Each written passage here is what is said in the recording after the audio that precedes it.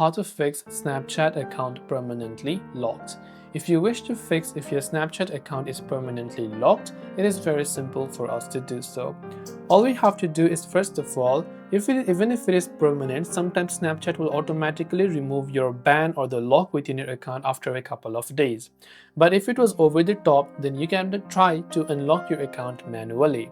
Now, in order to unlock a permanently locked Snapchat account, simply open your browser and type in unlock Snapchat account. When you do that, you'll find the first link from Snapchat that says unlock your account. So we'll just tap on that official link. Then when we are here, and it will ask you to log in my case I already logged in, so you're seeing directly this interface.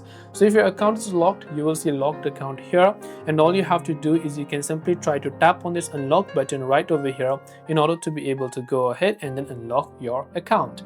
And you can also use a couple of disclaimer over here. It says if you used any third-party tools, try to uninstall those before trying to unlock your account.